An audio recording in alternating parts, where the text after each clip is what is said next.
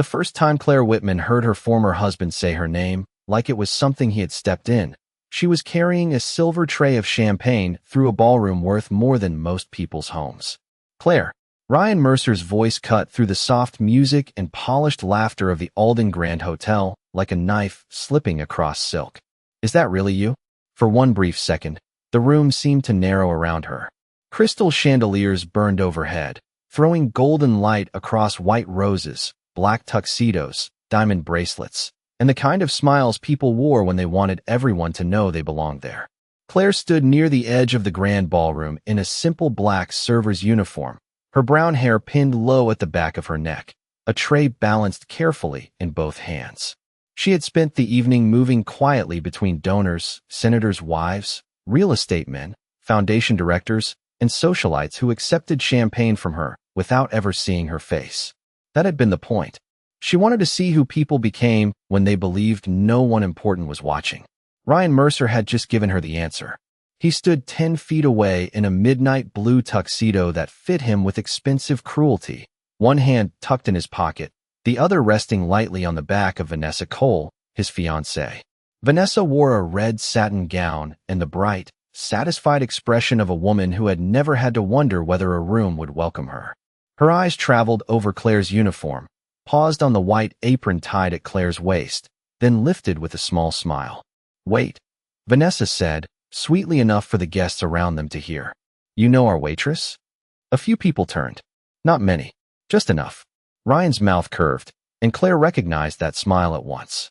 It was the smile he used when he wanted to appear amused instead of cruel. It had lived across dinner tables, courtrooms, charity auctions, and the last year of their marriage. "I used to," he said. "Claire is my ex-wife." The word ex-wife landed harder than waitress. It carried history. It carried gossip. It carried the version of the story Ryan had told for 7 years, the one where he had built everything alone, and Claire had been a soft, decorative mistake he outgrew. Vanessa gave a delicate laugh. "How brave of you," she said, looking at Claire as if kindness were another accessory she had chosen for the evening. "I don't think I could serve drinks at an event like this after everything." Claire felt the familiar pull of old shame, quiet and cold, rising from some locked room inside her chest. But she did not lower her eyes. She did not explain. She did not remind Ryan that half the men in this room had once taken meetings in the house she helped pay for, or that his first investor had returned his call because of her father's name. She simply adjusted the tray and said, "Champagne?" Ryan laughed under his breath. Still polite. "That was always your great talent, wasn't it?" Vanessa reached for a glass, her diamond bracelet flashing under the chandelier. Behind Claire, near the main stage, the host of the gala, Charles Alden, had just stopped speaking with a senator and turned toward them. His face changed the moment he saw Claire standing before Ryan with a tray in her hands. Not surprise. Recognition. Concern. Claire noticed, but Ryan did not. He was too busy enjoying the small public miracle of finding the woman he had discarded dressed like someone he could dismiss. "I have to admit," Ryan said, lowering his voice just enough to sound private while making sure the circle around him still heard every word. "I never imagined seeing you here like this." Claire looked at him calmly. "Neither did I." And that was true. She had not imagined he would make it so easy. 5 minutes later, every conversation in the ballroom would stop. The orchestra would fall silent.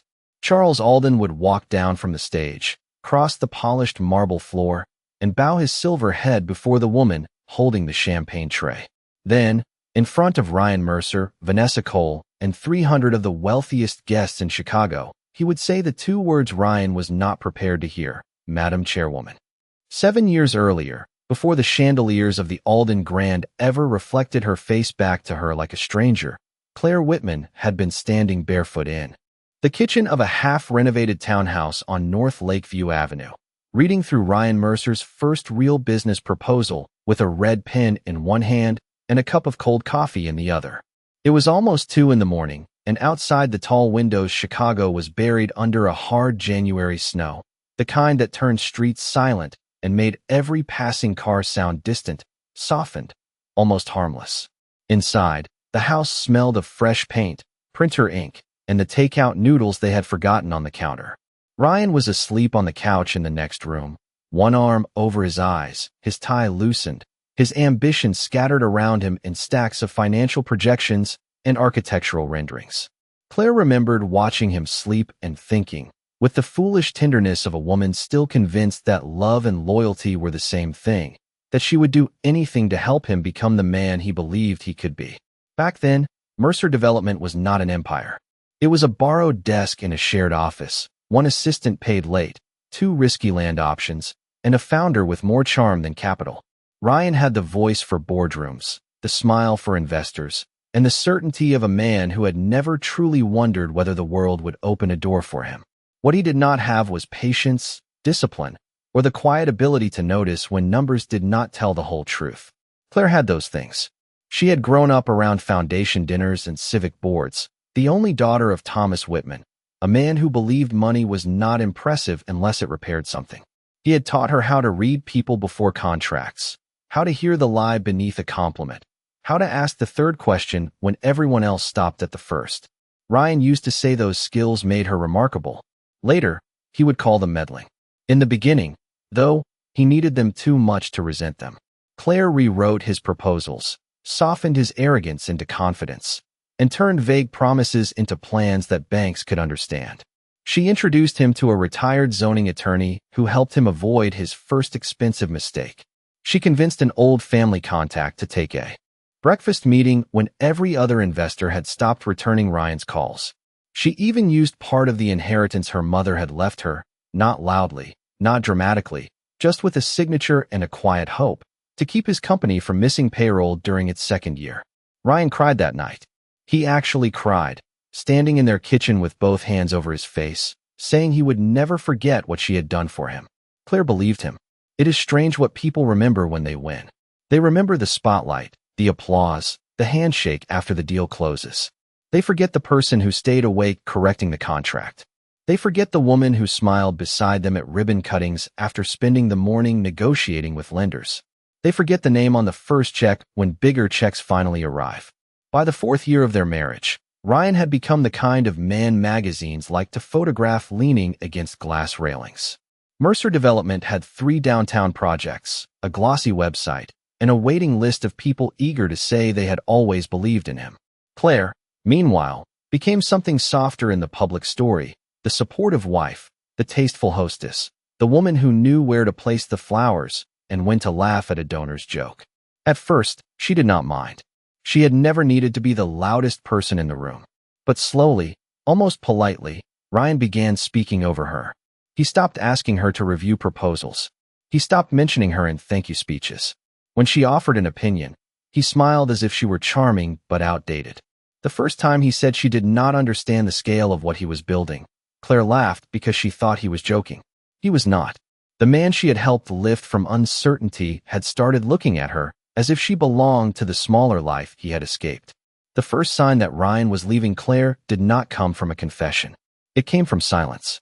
Not the peaceful silence of 2 people who no longer needed to fill every room with words, but the careful, polished silence of a man rearranging his life behind a closed door. He began taking calls in the hallway. He changed the passcode on his phone and said it was for work security. He came home smelling faintly of hotel lobbies and expensive soap, his smile too quick, his explanations too smooth. Claire did what women are often trained to do before they finally admit the floor is collapsing beneath them. She gave him the benefit of the doubt. She told herself he was stressed. She told herself success had made him tired, not cruel. She told herself marriage had seasons, and this was only winter. Then Vanessa Cole appeared at a Mercer Development press event in a cream-colored suit, standing half a step behind Ryan with a clipboard in her hands and possession in her eyes. Ryan introduced her as his new director of public relations, a brilliant hire, a rising star, exactly the kind of energy the company needed. Claire remembered the way Vanessa shook her hand, gentle, cool, and brief, as if Claire were a name tag on a table rather than the woman who had helped build the room they were standing in. After that, the little humiliations gathered like dust. Ryan stopped bringing Claire to investor dinners because, he said, the conversations had become too technical.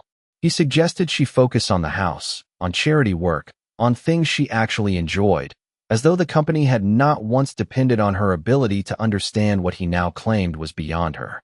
At a fundraiser in Lincoln Park, Claire reached for his arm during a photograph, and Ryan stepped half an inch away. It was such a small movement that no one else noticed. Claire felt it like a door closing. The divorce papers arrived on a Tuesday morning in April, while rain tapped against the windows of the townhouse they had renovated together. The envelope was thick, cream-colored, and professionally cruel. Ryan was not there when she opened it. He had chosen a conference room, 2 attorneys, and an email from his assistant to deliver the end of their marriage. In the filings, he described Mercer Development as his separate achievement, his independent success, the product of his singular vision. Claire read those words 3 times, waiting for them to become less absurd. They did not. During the settlement meetings, Ryan sat across from her in a charcoal suit, calm and handsome and distant, as if discussing the sale of a parking lot. His lawyers spoke in soft voices that made every insult sound reasonable. They called her contributions informal. They called her inheritance a marital gift. They called her concerns emotional. Vanessa was never named, because people with money know how to keep certain truths just outside the legal record, clean enough for signatures. The worst part was not losing the house. Although walking out of it with 2 suitcases and 1 framed photograph of her parents felt like leaving a country where she no longer had citizenship. The worst part was hearing Ryan tell mutual friends that Claire had never been comfortable with his ambition, that she preferred a smaller life, that the marriage had simply become uneven. People believed him because he said it beautifully. He turned betrayal into branding. By summer, invitations stopped coming. Calls went unanswered. Women who had once praised Claire's table settings now looked through her at charity luncheons with the embarrassed kindness reserved for someone whose misfortune might be contagious. Ryan and Vanessa appeared in Society pages 2 months later, smiling beside a rooftop pool, their future bright, curated, and shamelessly well lit. Claire saw the photograph while sitting alone in a rented apartment 6 miles from the life she used to own. For a long time, she simply stared at the screen. Then she turned the phone face down, walked to the window, and let herself breathe. She did not scream. She did not call him. She did not write the long letter that burned behind her ribs. She understood something that night with a clarity that felt almost merciful. Ryan had not taken her whole life. He had only taken the version of it that required his permission. In the months after the divorce, Claire Whitman learned the particular weight of a quiet apartment. It was not loneliness exactly. Loneliness had edges, a shape, a name you could speak into an empty room. What Claire felt was stranger than that. It was the absence of a life that had kept making noise even after it was gone. No phone calls from contractors asking Ryan to approve something she had already solved. No assistants confirming dinners she had arranged but would never be thanked for arranging. No society wives sending messages that began with concern and ended with curiosity. At first, she moved through her days carefully, as if every object in her new apartment might bruise her if she touched it wrong. She bought a small oak table from an estate sale in Evanston, 2 blue ceramic mugs, and a lamp with a crooked shade because the light it gave was warm. The place was only 700 square feet, with old radiators that hissed at night and a narrow kitchen where the cabinet doors stuck when it rained. But the lease had her name on it. The bills came to her. The key belonged to her hand. That mattered more than she expected. One gray morning in September, while sorting through boxes she had avoided for weeks, Claire found a leather folder stamped with her father's initials. Inside were old documents from the Whitman Foundation, annual reports, handwritten notes, donor lists, and a photograph of Thomas Whitman standing in front of a women's shelter on the south side, his sleeves rolled up, smiling like dignity was something you built with lumber and stubbornness. The foundation had once been small but respected, focused on housing assistance, scholarships, and legal aid for families starting over. After her father's death, it had drifted into ceremonial existence, still technically alive, still sending out polite letters, but without a pulse. Claire sat on the floor for nearly an hour with the papers spread around her knees. She could hear her father's voice as clearly as if he were standing beside the window. Money is only clean when it does useful work. The next day, she called the foundation's remaining board members. 3 were retired. 1 had moved to Arizona. Another had forgotten she was still listed as treasurer. They were kind, embarrassed, and relieved that someone younger had finally remembered the door was unlocked. Claire did not announce a grand comeback. She did not give interviews or hire a publicist or replace pain with a slogan. She started with ledgers. She spent nights reading tax filings, grant agreements, property records, and investment statements until numbers that once looked like ruins began arranging themselves into roads. She enrolled in executive courses at Northwestern, sitting in classrooms with people who assumed she was there for a hobby until she outperformed them on valuation models. She met nonprofit directors in church basements, legal clinics, school cafeterias, and city offices with bad coffee and flickering fluorescent lights. She listened more than she spoke. That was one thing Ryan had never understood. Silence was not emptiness.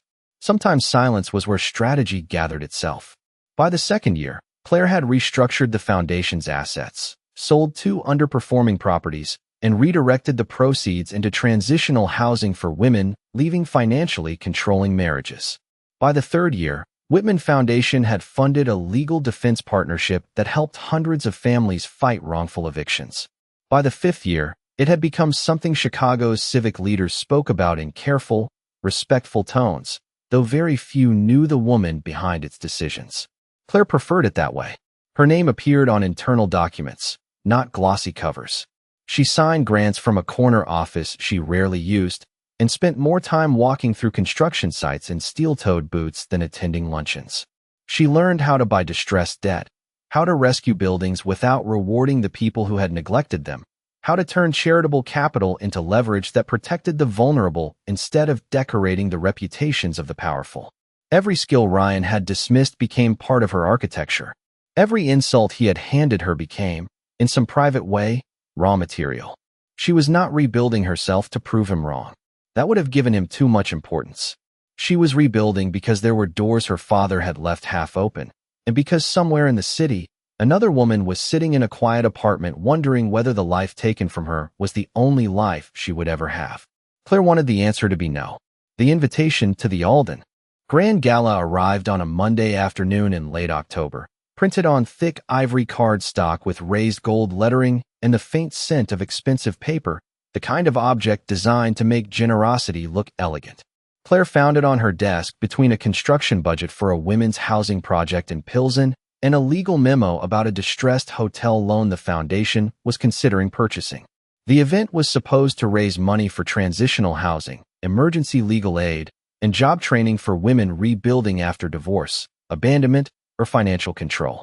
On the surface, it was exactly the sort of evening wealthy people liked to attend because it allowed them to feel charitable without being uncomfortable for more than 3 minutes at a time.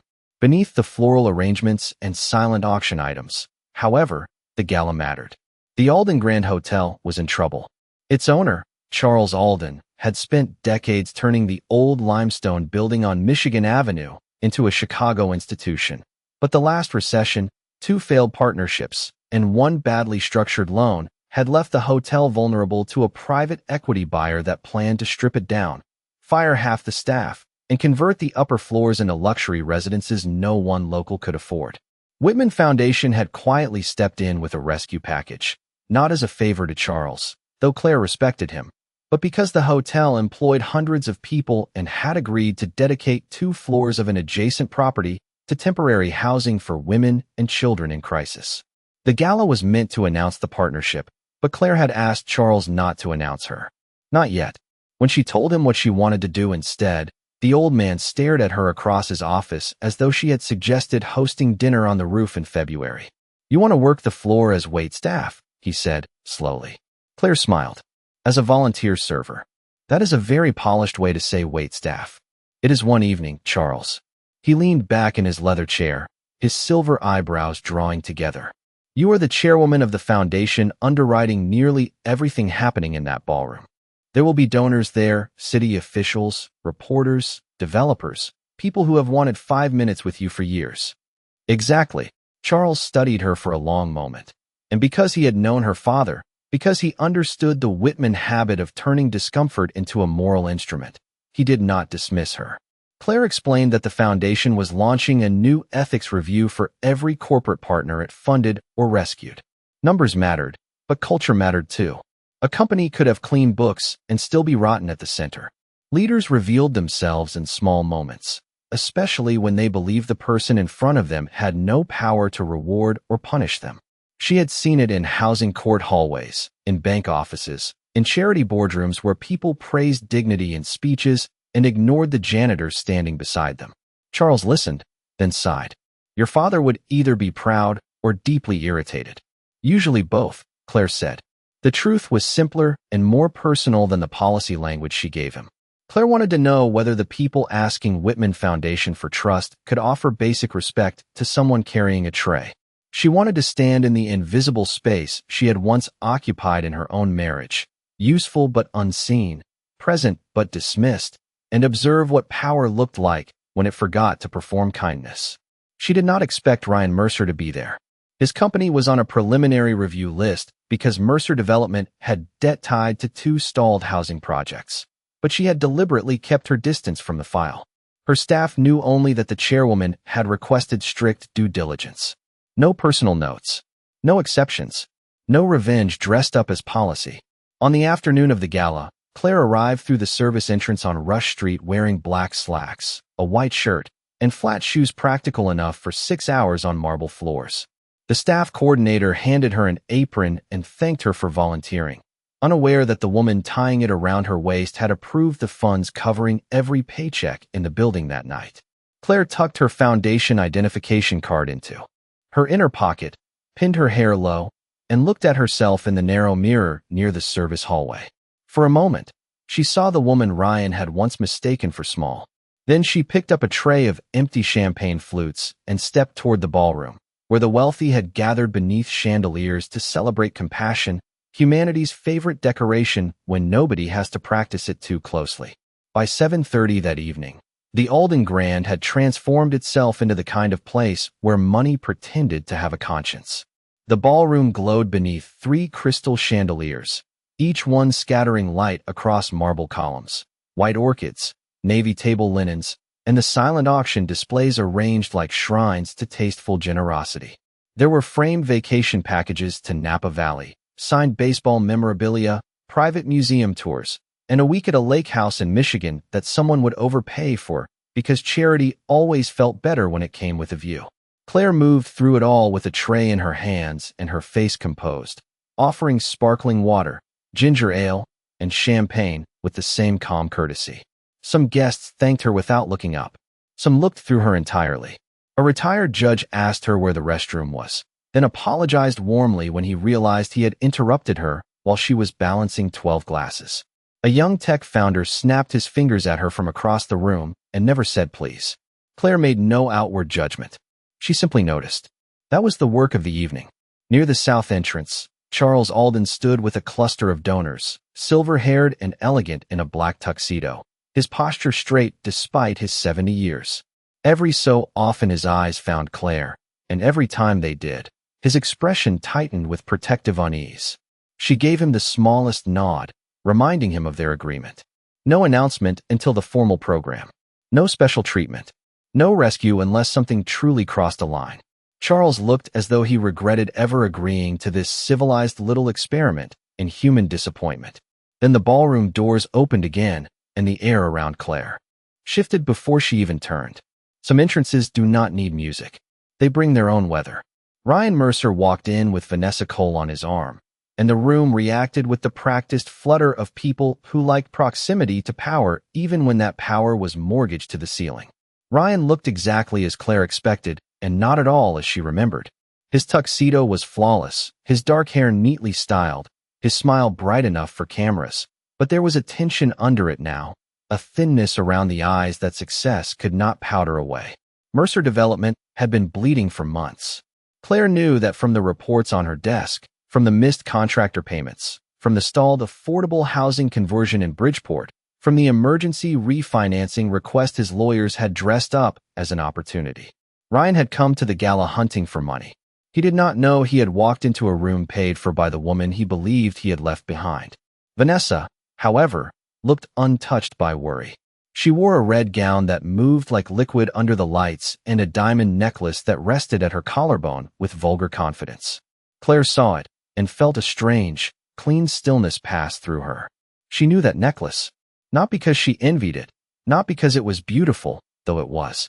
She knew it because years earlier, Ryan had bought it from an estate jeweler using a joint account during the period when he was telling Claire they needed to reduce household spending. He had said it was for an investor's wife. A thank you gift, nothing personal. Claire had believed him because belief was cheaper than suspicion until the bill finally came due. Now the necklace glittered on Vanessa like a receipt the world had forgotten to hide. Ryan paused near the entrance, accepting handshakes from 2 bankers and a city councilman with the effortless warmth of a man trying to look unafraid. Vanessa leaned close to whisper something in his ear, and he laughed half a second too late. Claire watched from beside a pillar, a tray of champagne balanced at her hip. She felt no jealousy. That surprised her once. It no longer did. Jealousy belonged to women who still wanted a place at the table. Claire had bought the building. A waiter beside her, a college student named Miguel, nodded toward Ryan's group. Big donors, he murmured. Claire's mouth softened. Big performance. Miguel grinned, assuming she was joking, and moved away. Across the ballroom, Ryan began scanning faces with the careful hunger of a man searching for rescue disguised as conversation. His gaze passed over Claire once without stopping. Then Vanessa saw her. The recognition did not come immediately. It moved across Vanessa's face in stages: curiosity, memory, pleasure. She touched Ryan's sleeve and tilted her chin toward the woman in the black uniform holding the tray. Ryan turned. His eyes met Claire's. For one heartbeat, every year between them vanished. The townhouse, the lawyers, the rain against the windows, the photograph of him and Vanessa by the pool. Then his surprise hardened into something smaller and meaner. Claire straightened her shoulders, lifted the tray, and walked toward them because hiding had never saved anyone from being seen. Claire crossed the marble floor with the slow steadiness of someone carrying more than glass. Ryan watched her approach, and for the first time that evening, the perfect arrangement of his face slipped. Not much. Ryan had spent years training himself never to look surprised in rooms where surprise could be mistaken for weakness. But Claire saw it anyway, the brief tightening at his mouth, the flash of calculation behind his eyes, the small internal scramble of a man discovering that a person he had filed away as finished had appeared in the wrong place at the wrong time. Vanessa recovered faster. She always had an instinct for advantage, and in that moment, she seemed to understand that Claire's uniform gave her a stage. Champagne? Claire asked, stopping at the edge of their circle. Her voice was even, professional, almost gentle. The bankers beside Ryan reached for glasses with distracted thanks, still studying the familiar tension between the 3 of them. Ryan did not take one. He looked from the tray to Claire's face, then let his gaze fall deliberately to her apron. Claire Whitman, he said, as if announcing. A curiosity at an auction. I have to admit, this is not where I expected to run into you. A man in a silver tie beside him gave an awkward half laugh, unsure whether he was supposed to be amused. Vanessa accepted a glass and tilted it toward the light. It must be interesting, she said, coming back to this sort of world from the other side of the service door. Claire felt the words brush against her, polished and poisonous, but they did not enter. Years ago, a sentence like that would have found the softest part of her and made a home there. Now it only told her what Vanessa feared, that status was fragile, that respect could be borrowed, that a gown and a guest list were thin armor for an empty heart. Every side of a room teaches you something, Claire said. Vanessa's smile sharpened. How thoughtful. Ryan always said you were very thoughtful. Ryan finally reached for a glass, not because he wanted one, but because he needed something to do with his hands. Claire always preferred smaller roles, he said to the group, his tone light enough to pass for nostalgia if no one listened too carefully. She was never comfortable with the pressure of larger things. There it was, the old sentence in a new suit. Claire looked at him, really looked, and saw beneath the tuxedo and the confident posture the same man who once mistook her patience for permission. Around them, the gala continued in soft fragments. Piano notes, silverware, laughter, the low murmur of donors discussing compassion over hors d'oeuvres that cost more per plate than some families spent on groceries in a week. Human generosity, Claire had learned, often arrived with excellent catering and a blind spot the size of Lake Michigan. Is that what you remember? She asked. Ryan's eyes narrowed slightly. I remember that you like things simple. Simple is not the same as small. The answer landed quietly, but one of the bankers glanced at her with new interest. Vanessa noticed and stepped in, because people like Vanessa could smell attention moving away from them. Well, this is all very touching, she said, lifting her glass. But we should let Claire get back to work. I am sure she has other guests to serve. She paused just long enough to make the next word sound like a gift. Sweetheart, could you bring us another round in a few minutes? And maybe something without ice for Ryan. He has an important evening. Claire inclined her head. Certainly. Ryan smiled then, not warmly, but with relief. Her compliance had reassured him. In his mind, the order of things had corrected itself. Claire in uniform, Ryan among investors, Vanessa glittering beside him. The story could remain the one he preferred. But as Claire turned to leave, one of the older women near the silent auction table, a museum trustee with pearl earrings and a sharp memory, looked at her more closely. Excuse me, the woman said. Have we met before? Claire paused. Ryan's expression flickered. Vanessa's fingers tightened around her glass. For half a second, the truth leaned toward the edge of the room. Claire gave the woman a polite smile. Perhaps at another event. The trustee frowned, still searching her memory. Your name is Claire? Before Claire could answer, Ryan laughed softly. It is a common name. Then, with a glance meant to dismiss both the question and the woman holding the tray, he added, This Claire used to be my wife. Used to be. Claire felt the phrase settle between them, stale and insufficient. She looked at Ryan, at Vanessa, at the investors whose money he was quietly begging for, and at Charles Alden watching from near the stage with thunder gathering behind his eyes. Then she lifted the empty tray against her side and said, Enjoy the evening. As she walked away, Ryan's voice followed her, low but clear enough. She always did know how to disappear gracefully. Claire did not turn around. She only smiled, because disappearance was exactly what people called it when they stopped being able to see you rising. Claire carried the empty tray back toward the service corridor, but Ryan's last sentence followed her like the scent of a perfume she had once hated and learned to recognize from 30 feet away. She always did know how to disappear gracefully. The words should have hurt. They were designed to. Ryan had always known how to make cruelty sound like commentary. How to place a blade gently enough that the person bleeding felt embarrassed for noticing. But as Claire reached the side station near the ballroom doors and set down the tray, she felt something different from pain. She felt distance.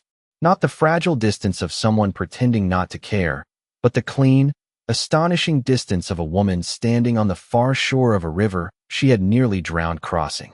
Miguel was refilling glasses beside her, his black vest slightly crooked, his face flushed from the heat of the crowded room. You all right? He asked quietly. That guy seemed like a lot. Claire almost smiled. That is one way to measure him. Miguel glanced back toward Ryan's circle, where Vanessa had leaned into a conversation with two donors, laughing with her hand placed carefully on Ryan's sleeve. People get strange at these things, he said. They write checks for kindness and then forget how to use it. Claire looked at him then, surprised by the simple accuracy of it. That is very well put. He shrugged. My mother works hotel banquets. She says rich people reveal themselves by how they ask for water. Claire carried that sentence with her when she returned to the floor. It settled beside everything she had spent years learning in boardrooms, courtrooms, and foundation meetings. People revealed themselves in requests, in interruptions, in whether they noticed the person cleaning up after them. Ryan, meanwhile, was performing beautifully. From across the ballroom, Claire watched him move between clusters of investors with the bright, slightly urgent charm she knew too well. He laughed at the right moments. He lowered his voice when discussing opportunity. He touched elbows, remembered names, praised wives, nodded toward the silent auction, and created the impression of a man standing at the center of a future rather than at the edge of a financial cliff. But Claire knew the reports. She knew Mercer Development had overextended on 2 mixed-use projects, one in Fulton Market and one near the riverfront. She knew his bridge loan was due in less than 90 days. She knew 3 subcontractors were threatening liens. She knew his company had quietly requested consideration from Whitman Foundation's Social Impact Investment Fund under the argument that saving Mercer's stalled housing project would preserve jobs and protect community commitments. There had been a time when such knowledge would have made her tremble. Now it made her precise. Ryan was not simply asking the room for money. He was asking people to believe the story he told about himself. That had always been his most successful development project. Vanessa caught Claire watching and lifted one finger, summoning her with the lazy confidence of someone testing a bell. Claire took a fresh tray and walked over. The group around Ryan had shifted. An older investor named Paul Renner stood nearby, gray-haired and cautious, the kind of man who did not laugh unless he had already calculated the benefit. Claire recognized him from a due diligence file. He had a preliminary interest in co-financing a rescue package, but only if Whitman Foundation took the lead. More champagne? Claire asked. Vanessa smiled without warmth. Finally, we were wondering if you had forgotten us. I had not. Ryan looked at Paul and gave a small, apologetic laugh. Claire was always thorough, even with the smallest responsibilities. Paul's eyes moved between them. You two know each other well. Old chapter, Ryan said, too quickly. A personal one. Claire held the tray steady. The crystal glasses chimed softly, like tiny warnings.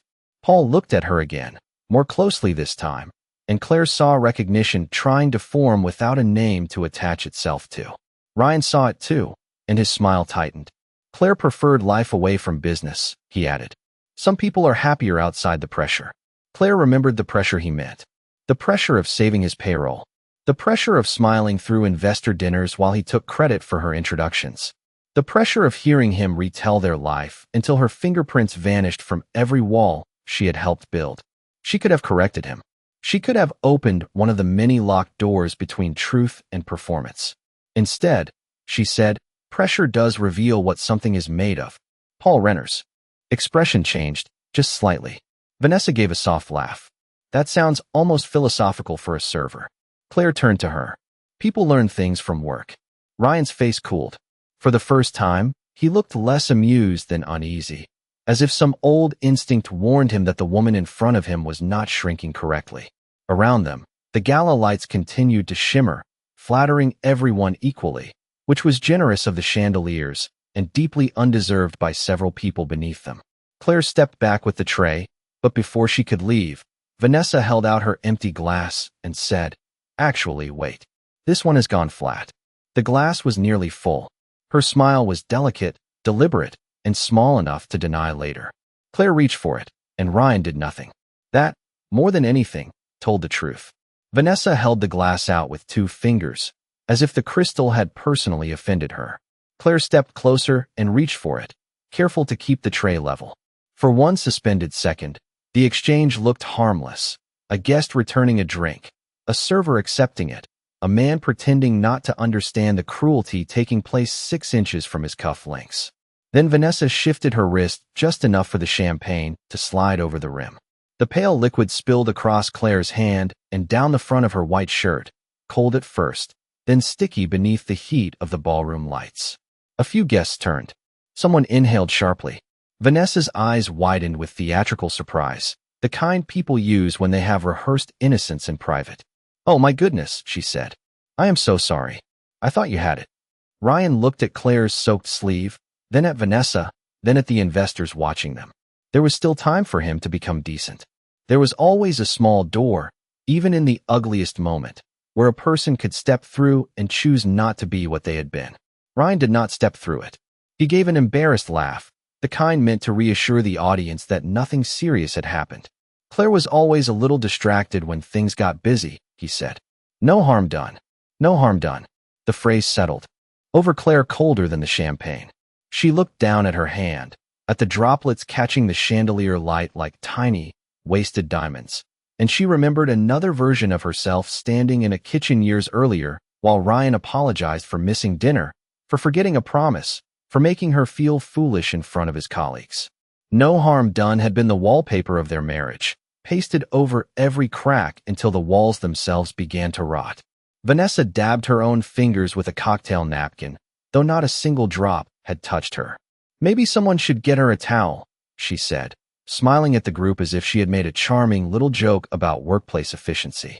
Miguel saw what happened from the side station and started forward, but Claire caught his eye and gave the smallest shake of her head. Not because she wanted to endure it. Endurance was overrated. One of those virtues people praise when they are not the ones swallowing humiliation. She stopped him because the room needed to finish revealing itself. Paul Renner had gone still. The retired museum trustee with pearl earrings was watching Claire with open recognition now, her brows drawn together as if a name had finally reached the tip of memory. Two younger donors glanced away, uncomfortable but unwilling to spend social capital on a woman they believed was serving drinks. That was the shape of cowardice in polite society. Not shouting, not cruelty, just the sudden intense interest in a centerpiece. Claire set the spoiled glass on the tray. "I will replace it," she said. Her voice was calm enough to make Ryan uneasy. Vanessa tilted her head. "That would be lovely." Ryan leaned closer, lowering his voice, but not enough. "Claire, do not make this awkward." The sentence was so absurd that Claire almost laughed. She had been insulted, spilled on, dismissed, and rewritten in front of strangers, but apparently the real danger was awkwardness. Civilization, she had learned, was often just bad behavior wearing a dinner jacket. She met his eyes. "I am not the one making it awkward." Something moved across his face then, a brief flash of the man who used to recognize when she had seen too much. Before he could answer, the lights near the stage softened, signaling that the formal program was about to begin. The orchestra eased into a final phrase, then quieted. Charles Alden stood near the microphone, one hand resting on the podium, his jaw set with the kind of restraint that did not look peaceful at all. Claire turned toward the service corridor, intending to change her shirt before the announcement, but Charles had seen enough. From the stage, his voice carried through the ballroom with polished authority. "Ladies and gentlemen, before we begin tonight's auction, I need to address something important." Conversations faded. Forks stopped against plates. Ryan straightened, assuming the evening had returned to matters of money and opportunity. Vanessa lifted her fresh smile. Claire stood beside the pillar, champagne drying against her sleeve, while Charles Alden looked directly at her from across the room. The air changed. Not loudly, not dramatically, just enough for every person with instinct to understand that the floor beneath them was no longer where they thought it was. Charles Alden did not raise his voice. He did not need to. A man who had spent 40 years asking rooms full of wealthy people for money understood that true authority rarely shouted. It simply waited until everyone else became quiet enough to notice it. The ballroom settled in layers, conversation thinning first near the stage, then around the auction tables, then at the far corners where guests still held champagne glasses halfway to their mouths. The orchestra let the last note fade into the high ceiling. Cameras from the local lifestyle magazine turned toward the podium. Ryan straightened his jacket, the old instinct returning to him at once. Posture first, uncertainty later. Vanessa placed one careful hand at her necklace, as if diamonds could translate confusion into confidence. Claire remained beside the marble pillar with the damp sleeve of her shirt cooling against her skin, the silver tray held lightly at her side. For a moment, she thought Charles might simply move on with the planned introduction, swallow his anger, protect the smooth surface of the evening. That was what polite society did best. It turned discomfort into a program note and called it grace. But Charles looked at her, and in his eyes she saw not pity, not outrage, but memory. He remembered Thomas Whitman. He remembered a man who had once refused to accept an award because the hotel had underpaid its kitchen staff by mistake. He remembered, perhaps, that dignity was only meaningful when it cost someone something to defend it. "Tonight," Charles began, his hand resting on the edge of the podium, "we gathered in this room to speak about housing, legal aid, and the right of every person to rebuild without being stripped of respect." A few guests nodded, relieved. This sounded familiar. This sounded safe. This sounded like the kind of moral language people could applaud without changing a single habit. Ryan relaxed slightly. Vanessa lifted her chin. Claire did not move. Charles continued, "But before we auction vacations, dinners, and museum tours, before we congratulate ourselves for caring about women who have been overlooked, I believe we must be honest about what overlooking actually looks like." The room shifted. Not dramatically, but enough. A man near the front lowered his glass. The museum trustee with pearl earrings turned fully toward Claire. Paul Renner's expression sharpened with the cautious interest of a man watching numbers become personal. Ryan's jaw tightened. He had begun to understand that Charles was not delivering the speech printed in the program. "It does not always look like cruelty," Charles said. "Sometimes it looks like a guest who cannot be bothered to learn a worker's name. Sometimes it looks like a joke made softly enough to deny later. Sometimes it looks like a room full of people watching someone be humiliated and deciding their comfort is more valuable than that person's dignity." The silence became heavier. Claire felt Miguel standing somewhere behind her near the service station, still as a held breath. She felt the attention of the room begin to move, slowly, reluctantly, toward the place where she stood. Ryan took one step forward, then stopped. His face had gone still in that expensive way men use when panic. Would be inconvenient. Vanessa's smile faded at the edges. Charles left the podium. That was the first true shock. Hosts did not leave the stage in the middle of remarks. They did not abandon microphones and walk through their own gala like judges crossing a courtroom floor. Yet Charles did exactly that, descending the small steps with careful dignity, his black dress shoes soundless on the marble. Every eye followed him. He passed the front tables, past the mayor's chief of staff, past the donors whose names were printed in gold inside the program. He did not stop for Ryan, though Ryan looked prepared to speak. He did not stop for Vanessa, though she stood frozen in red satin and borrowed certainty. He walked straight toward Claire. The closer he came, the less Claire could hear of the room. The chandeliers blurred slightly above him. The scent of orchids and champagne seemed suddenly too sweet. She thought of her father's folder on the floor of her small apartment. She thought of the first night she had signed a grant alone.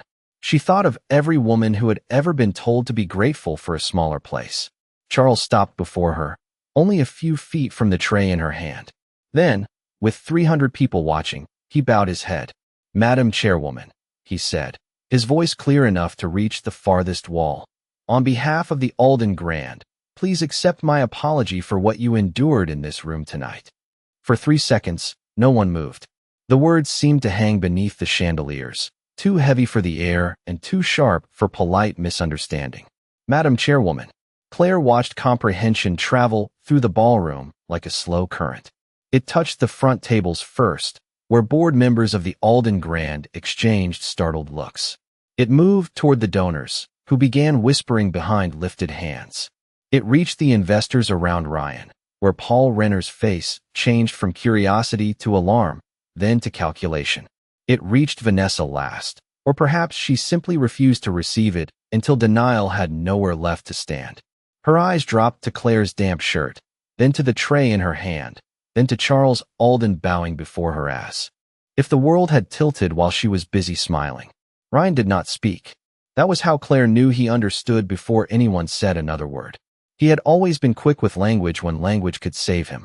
Now he stood in a room full of people he had hoped to impress, watching the woman he had publicly diminished become the center of gravity. Charles turned toward the ballroom, his voice steady but edged with something harder than ceremony. "For those who have not yet had the privilege, this is Claire Whitman, chairwoman of the Whitman Foundation, our principal partner tonight, and the reason this hotel, this fundraiser, and the housing initiative behind it are still standing." A sound moved through the room, not quite applause, not quite shock, but the strange murmur people make when reality revises their manners for them. The museum trustee with pearl earrings placed a hand over her mouth. Miguel, near the service station, stared openly before remembering himself and standing straighter. Charles continued, "Whitman Foundation has underwritten tonight's event, secured the preservation package for the Alden Grand, and committed more than $20 million over the next 5 years to transitional housing, legal aid, and employment programs for women and children rebuilding their lives across Chicago." The number did what moral language could not. It made the room take Claire seriously. Humanity, in all its polished glory, still needed a dollar sign before discovering respect. Claire felt no triumph at that. Only a quiet sadness, old and familiar. Ryan's glass lowered slowly to his side. Vanessa's fingers moved to the necklace at her throat, then fell away as if even the diamonds had become unreliable. Paul Renner turned toward Ryan with the expression of a man mentally withdrawing from a deal before his attorney could bill him for the privilege. "Whitman Foundation," he said under his breath. Ryan swallowed. Claire never mentioned. He stopped because there was no clean ending to that sentence. Claire never mentioned she had become powerful. Claire never mentioned she had rebuilt everything. Claire never mentioned she had become the person his company needed approval from. Claire set the tray down on the nearest service stand. The small sound of silver touching linen carried farther than it should have. Charles offered his hand, not to help her, but to invite her into the place she had owned all along. Claire stepped forward. The guests parted without being asked. It was almost funny, The speed with which people discovered space for a woman once they understood she controlled funding. She walked beside Charles toward the stage, her shirt still marked by champagne, her apron still tied at her waist. She did not remove it. Not yet. Let them see it. Let them hold both truths at once.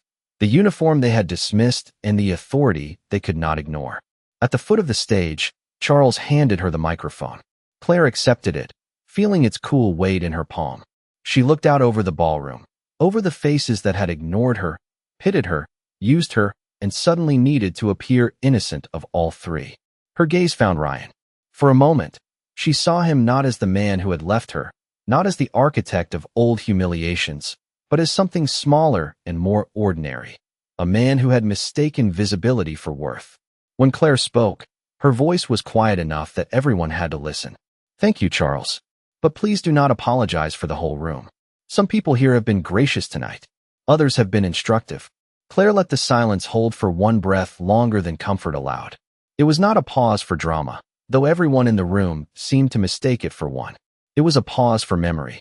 She saw herself at 29, standing beside Ryan while he accepted applause for a project she had saved. She saw herself at 32, carrying boxes out of a townhouse while rain blurred the sidewalk. She saw herself at 34, sitting on the floor of a small apartment with her father's old foundation papers spread around her like a map back to herself. Then she looked at the people before her, and the past loosened its grip. "I volunteered on the floor tonight because Whitman Foundation is not only funding programs," she said. "We are evaluating character." A soft ripple passed through the room. Claire kept her voice steady. "We invest in housing, legal aid, job training, and recovery services because starting over is difficult enough without being treated as if hardship has reduced your worth. A uniform does not make a person small. A bank balance does not make a person decent. And a title only matters if the person carrying it remembers how to treat people who cannot help them." She did not look at Vanessa when she said it. She did not have to. Vanessa had gone pale beneath the careful glow of her makeup. One hand pressed to the necklace at her throat as if it had become too heavy. Ryan stared at Claire from the floor below the stage, his expression trapped between disbelief and the desperate calculation of a man trying to find an exit in a room full of witnesses. Claire turned slightly toward Charles. "The Alden Grand Partnership will continue," she said. "The staff of this hotel have shown professionalism under pressure, and this institution has agreed to protect jobs while opening housing units for women and children who need safe transitions." Applause began near the back, tentative at first, then stronger as relief spread through people who realized they were allowed to approve of the moment. Claire raised one hand gently, and the room quieted again. "However, Whitman Foundation will also be reviewing all pending investment requests through the same standard. Financial need is not enough. Public reputation is not enough. We will not support any organization whose leadership confuses power with permission." Knight received a bonus from the event budget. Then, near the side entrance, Ryan finally reached her. "Claire," he said, and for once her name sounded less like possession than a plea. "I did not know." She turned to him. "That is exactly the problem, Ryan. You only respect people after you know what they control." His face tightened. "I was wrong about tonight." "No," Claire said softly. "You were honest tonight." Vanessa stood several feet behind him, silent now, the red gown bright and lonely beneath the ballroom lights. Ryan looked past Claire toward Charles, toward Paul Renner, toward the donors already moving on without him. "The foundation review," he said. "Is there any way we can discuss it privately?" Claire studied him with a calm that had cost her years to earn. "Your file will receive the same review as everyone else's. No less, no more. But I will tell you this now. A company led by someone who humiliates people he believes are beneath him is not a safe place for public trust." He had no answer. There was no charming sentence left to save him. Claire untied the apron at her waist, folded it neatly, and handed it to Miguel with a smile. Then she walked through the service corridor rather than the grand staircase, not because she belonged there, but because no door in that building could diminish her anymore. Outside, Chicago's night air was cold and clean against her face. Behind her, the gala continued under chandeliers. Behind her, Ryan Mercer stood in a room full of people who finally saw him clearly. Claire stepped onto Michigan Avenue alone, with no camera flash, no dramatic farewell, No need to prove the obvious. He had thought she had fallen into a smaller life. He had never understood that some women do not disappear when they leave. They become too large for the men who once tried to define them. By the next morning, the story had already begun changing hands. Not in headlines, not in scandal sheets, not with the crude speed of gossip that ruins people before breakfast, but through the quieter, more dangerous channels of power. A board member called another board member. A banker canceled a lunch. A city official asked for a fresh review of. Mercer Developments stalled permits. Paul Renner's office sent a polite email using phrases like reassessing exposure and reputational alignment, which in business language meant the ship was sinking and everyone with a decent suit was pretending they had never bought a ticket. Claire heard about none of it until nearly noon, because she had gone to the Pilsen construction site first, wearing jeans, work boots, and a navy coat against the cold wind. The building had once been a neglected brick warehouse with broken windows and graffiti along the loading dock. In 6 months, it would hold 42 transitional apartments, a childcare center, counseling offices, and a legal clinic on the ground floor. That morning, sunlight fell through the unfinished window frames in pale rectangles, catching dust in the air like gold powder. Claire stood beside the project manager while he explained a delay in elevator inspections, and she listened with the same attention she once gave Ryan's old proposals at 2 in the morning. This, she thought, was what building actually meant. Not renderings, not applause, not photographs beside men and expensive watches. Building was permits, concrete, payroll, weather, patience, and the moral discipline to remember who would sleep inside the walls when the speeches were over.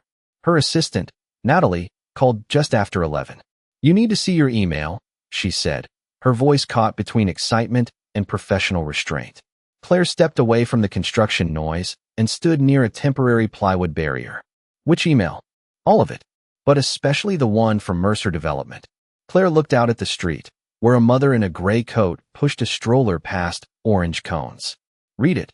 Natalie cleared her throat. "Ryan Mercer is requesting a private meeting with the foundation chair to clarify unfortunate misunderstandings from last night and discuss the community importance of his Bridgeport project." Claire closed her eyes briefly, not from anger, but from the sheer exhaustion of predictable men. They always found the word misunderstanding when consequence finally learned their address. "Reply through legal," she said. "All communication should remain formal and documented." "That is what I thought." Natalie hesitated. "There is also a message from Charles. He says the staff bonuses went through this morning." Claire's expression softened. "Good. Miguel sent a thank you note. Forward it to me." After the call ended, Claire remained outside for a moment, letting the city move around her. A train rumbled somewhere in the distance. A delivery truck hissed at the curb. The air smelled of cold metal, wet pavement, and sawdust from the open building behind her. Her phone buzzed again, and this time the name on the screen made the past step close. Ryan. Not Mercer Development. Not his assistant. Just Ryan, calling from the number she had never deleted and never used. Claire watched the screen until it went dark. Once, ignoring him would have felt like an act of revenge. Now it felt like time management. Back at her office that afternoon, she opened Miguel's note. It was short, careful, and sincere. He thanked her for the bonus, then wrote that his mother cried when he told her what had happened, not because of the money, though that helped, but because someone important had noticed how service workers were treated when guests thought nobody was keeping score. Claire read that sentence twice. Then she printed it, folded it, and placed it inside her father's old leather folder. Not as proof that she had won.